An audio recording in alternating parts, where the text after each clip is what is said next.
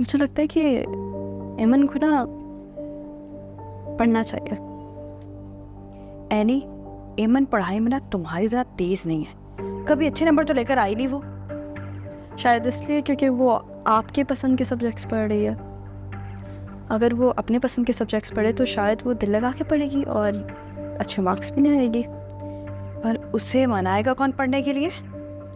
मनाने की कोई ज़रूरत नहीं है। खुद आई थी वो मेरे पास, कह रही थी कि उसे मास कम्युनिकेशन और मीडिया साइंस में इंटरेस्ट है और वो परस्यू करना चाहती है। सच? अब पढ़ने के लिए एमन ने तुमसे खुद कहा है? मैं तो उसकी शादी करने चली थी। एमन के अब्बू की तो डेथ हो गई है, कल को मुझे कुछ हो गया। ना करे पप्पो, बस इसलिए मैं उसकी शादी कराना चाहती थी।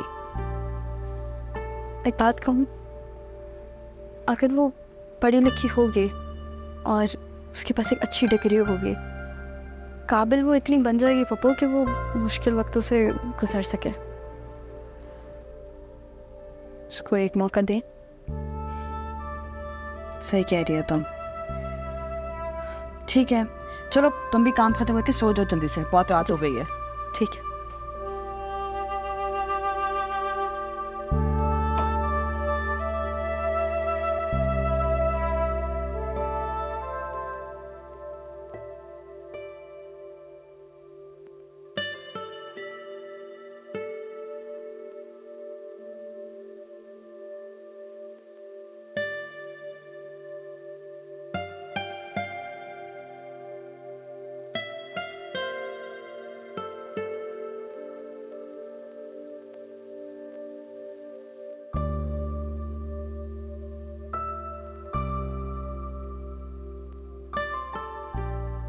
आखिर ये जो तुम्हें बाहर जाने की जो तुमने जिद लगाई हुई है ना, आमना ने कहा है ना तुम्हें जो बाहर पढ़ रही है। वो क्यों कह रही है मुझसे? एनी, मेरे भी कुछ गोल्स हैं, कुछ टारगेट्स हैं जो मैं अचीव करना चाहता हूँ। मैं 1000 दफ़ा एक ही चीज़ कह चुका हूँ तुम लोगों को, मैं एक लूज़र बन के घर में नहीं बैठ सकता। हाँ, ये चीज़ मैंने भी तुमसे कही थी, याद आया तुम्हें? लेकिन नहीं, मेरी बात तो कभी माननी ही नहीं है। देखो, मैं भी यहाँ रह के अपनी पढ़ाई कंटिन्यू की है, मैंने अपनी पढ़ाई परस्यू की है, तो तुम भी तो कर सकते हो। तुम्हें तो मुझसे कम प्रॉब्लम्स होंगी। भाई, मेरे भी कुछ ख्वाब। आराम से सो रही है वो। एनी, मुझसे ना एक शख्स ने नहीं पूछा कि मैं ज़िंदगी से क्या चाहता हूँ। मैं शुरू से बाहर पढ़ना चाहता था, जाना चाहता था यार, एक्सप्लोर करना चाहता था सारी चीज़ें। कभी मौका ही नहीं दिया किसी ने मुझे बोलने का कि मैं भी कुछ करना चाहता हूँ यार, कुछ ड्रीम्स हैं मेरे। मतलब तुम तो कम से कम समझ जाओ यार इस चीज़ को। ये सारी बातें भी तुमने आमना से ही सुनी होंगी ना। को फाकिर, मैं तुम्हारी फीलिंग्स समझती हूँ, लेकिन तुम पहले अपनी सारी पढ़ाई छोड़ के बैठे होते, अचानक से तुम्हें तुम्हारी पढ़ाई कहाँ से याद आ गई है?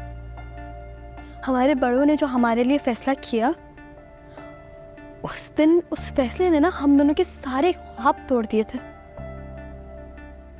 हम अपनी अपनी जगह रह के कुछ कर सकते हैं, लेकिन उसकी कीमत पे तो नहीं ना, इनाया की कीमत पे तो नहीं। मैं इनाया से बहुत प्यार करता हूँ यार। मुझे पता है तुम मुझसे प्यार करते हो, लेकिन फाकिर देखो, जब तुम ऑफिस से आते हो वो कैसे निपट जाती है तुमसे। मैं कोई नुकसान थोड़ी पहुंचा रहा हूँ। वो जब बड़ी होगी तो मैं उसे क्या कहूंगी? तुम्हारे अब्बा ने अपने ख्वाब पूरे करने के चक्कर में ना तुम्हारा बचपन अधूरा छोड़ दिया, ये बोलूंगी उससे।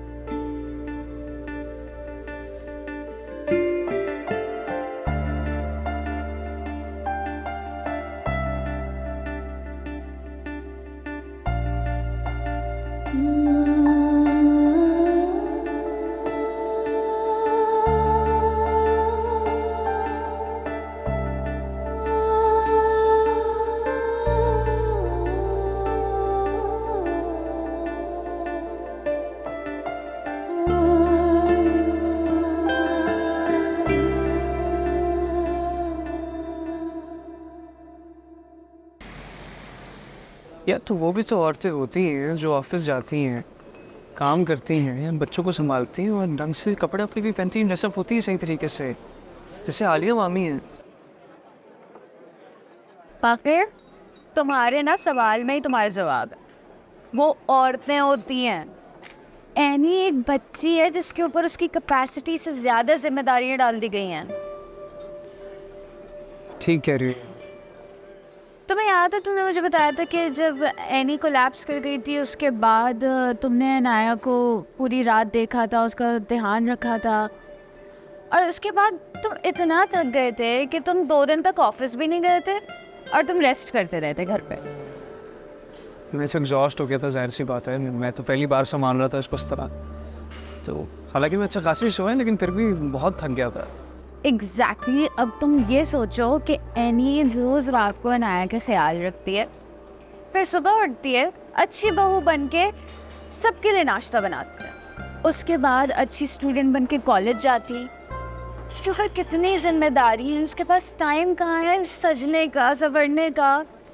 भाई मैंने उसके लिए एक मेड भी रखी हुई है जो किचन का आधा काम जो है वो उसका हल्का कर देती है। अब बस ये है कि अम्मा कहती हैं कि बस अनाया का जो भी काम है वो नहीं खुद करे, वो मसला है बस। लेकिन मैं तो जितना कर सकता था एक कर दिया मैंने। चलो आई एम ग्लैड कि तुमने किया जो तुम कर सकते थे। बस ऐसी एनी को सपोर्ट करते रहो, उसका ख्याल रखो।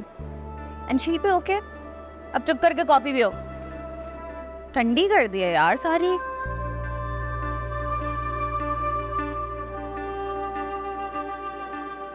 तुम लोगों को पता है आज कॉलेज में ब्लड डोनेशन कैंप लगा है। सिद्रा, जुबिया और रूमी ने भी ब्लड दिया है। हम दोनों भी चलें ब्लड डोनेट करने? हाँ, ब्लॉक के बाद चलते हैं। सही।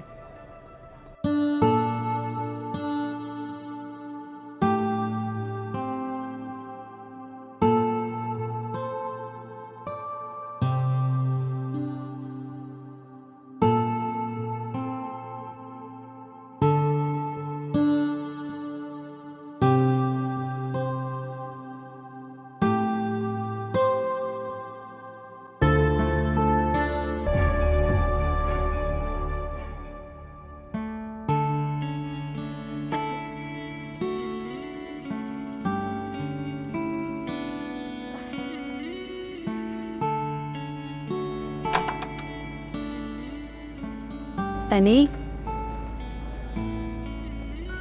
एनी आ जाऊँ मैं? हाँ हाँ हाँ, आ जाओ। फिक्र मत करो, नहीं सो रही थी मैं। वो अनाया को सुलाते सुलाते ना मेरी भी आँख लग गई, पता ही नहीं चला। अच्छा हुआ तुमने मुझे उठा दिया, वरना शाम में सोने के वक्त ना डांट पिटती अम्मा से। एनी वो ये एक कॉलेज का फॉर्म है और प्रोस्पेक्टस है, इसको फिल करने में और सब्जेक्ट चूज़ करने में तुम्हारी हेल्प चाहिए थी। हाँ हाँ बिल्कुल। अच्छा, ऑप्शन तुम्हारी बात सुनो, तुमने मुझे बताया था ना कि तुम्हें मीडिया साइंस में इंटरेस्ट है। तो तुम एक काम करो, तुम कोई लैंग्वेज का सब्जेक्ट ज़रूर चूज़ करना, जैसे कि इंग्लिश लिटरेचर। क्योंकि जब लैंग्वेज का सब्जेक्ट लेते हैं ना तो आगे जाके मास कम्युनिकेशन या मीडिया साइंस में एडमिशन बहुत ईजी हो जाता है। सही है? कितनी अच्छी हो यार तुम एनी। इतनी अच्छी नहीं हो। इतनी अच्छी होती तो फिर मेरी ज़िंदगी ऐसी होती क्या?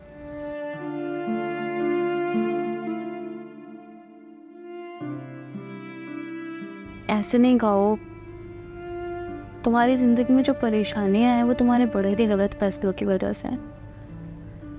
लेकिन देखो, इन सब परेशानियों में तुम अपने ख्वाब पूरे कर रही हो, बहुत बड़ी बात होती है ये। अवनी, तुम्हें पता ही है मैं आज ना मेरे कॉलेज में ब्लड डोनेशन कैंप लगा था। तो वो मेरी सारी दोस्तों ने अपना ब्लड डोनेट करवाया है। मेरा भी दिल गया तो मैं भी गई वहाँ पे।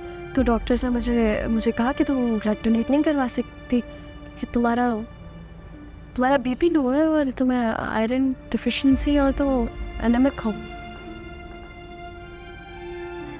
तो मैं ब्लड डोनेट नहीं करवा सकी। खाओ पियो, जान बनाओ। जहाँ मैं एडमिशन ले रही हूँ ना, उस कॉलेज के बराबर में एक जूस कॉर्नर है।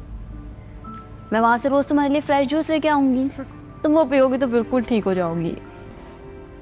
Thank you Aman.